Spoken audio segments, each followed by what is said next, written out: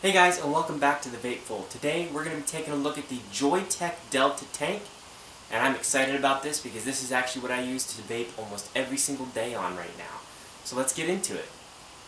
Alright guys, so the next thing I'm going to show you in the video is actually going to be a close-up breakdown of the tank, the coil, and how it all goes together. But before I get into that specific thing, I want to go ahead and show you the airflow options on this RDTA because it's really, really cool. Alright guys, so here's the tank, and as you can see here, this is the little swivel that you have for the different airflow options. And it actually has holes on 3 different sides of the tank, and you can adjust the airflow all the way down to almost nothing and then completely open to really give yourself a lot of airflow and a lot of really quality flavored vape. So here's the breakdown of the tank, guys. As you can see, it is made out of stainless steel and has a very beautiful design with 3 different glass sides to be able to see where your liquid is at all times. I have actually a different tip on this. It's just a plain silver tip, and you can pretty much put any tip you want on this specific RDTA.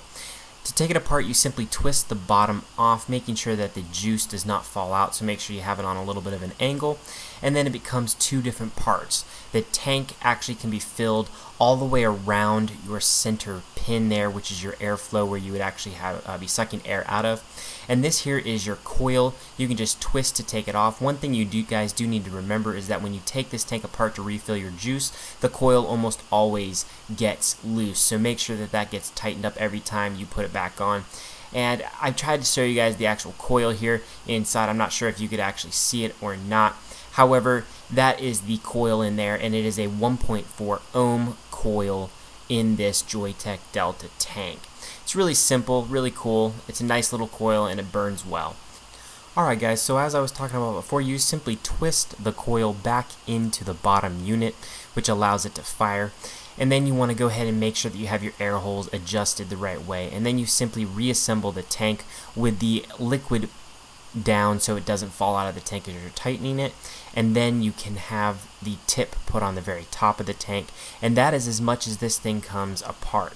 Now, one thing I am going to go ahead and show you guys is the airflow adjustment up a little bit closer. As you can see here, it's almost all the way closed, and then you can open it up and you actually have 3 of these slots, one on each side where the glass tank area is. So it gives you a lot of options for your airflow, and whether you want a little bit or a ton, and it really does do a great job. So as you guys can see, this thing has a lot of options, and it's really, really good at the ability to break down and have a different coil in it and all those kind of things.